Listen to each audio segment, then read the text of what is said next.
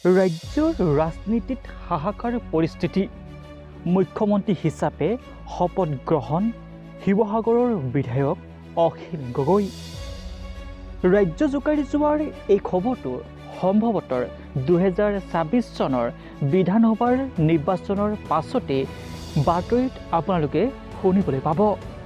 ৰাইজৰ দলৰ সভাপতি তথা শিৱসাগৰ বিধানসভাৰ সমষ্টিৰ বিধায়ক অখিল গগৈ ডাঙৰীয়াৰ এইবাৰ 2026 চনৰ পাছত মুখ্যমন্ত্ৰী হোৱাৰ পূৰ্ণ সম্ভাৱনা আছে।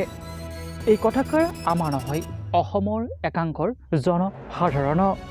বৰ্তমানৰ মুখ্যমন্ত্ৰী ডক্টৰ হিমন্ত বিশ্ব শৰ্মাৰ ডাঙৰীয়াৰ চকুত হৈ কথা ক'ব পৰাৰ অসমত অন্য এজন ব্যক্তিয়ে হৈছে অখিল গগৈ। ৰাইজৰ হকে কাম কৰি ভাল পোৱাৰ বিধায়ক তথা ৰাইজ দলৰ সভাপতি অখিল গগৈ পুনৰ 2026 চনত শিৱসাগৰ সমষ্টিৰ পৰাই নিৰ্বাচনত উঠিব।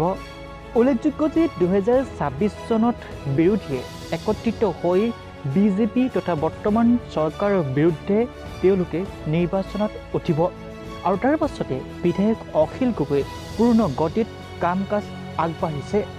2026 চনত অসমৰ মুখ্যমন্ত্ৰী হিচাপে অসমৰ জনসাধাৰণে কাক বিচাৰে?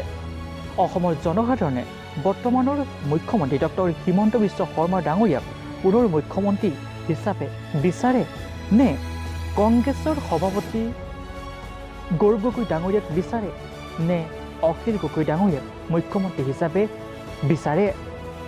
বৰ্তমান সামাজিক মাধ্যমত এতিয়া তীব্ৰ চৰ্চাৰ কেন্দ্ৰবিন্দু হৈ পৰিছে যে 2026 চনৰ পাছত অসমৰ পৰৱৰ্তী মুখ্যমন্ত্ৰী কোন হ'ব? আপোনালোকে কাক বিচাৰে অসমৰ পৰৱৰ্তী মুখ্যমন্ত্ৰী হিচাপে? আপোনালোকে পৰৱৰ্তী মুখ্যমন্ত্ৰী হিচাপে কাক বিচাৰে জনাবলৈ নাপাহৰিব। Bureau report, Assam TV.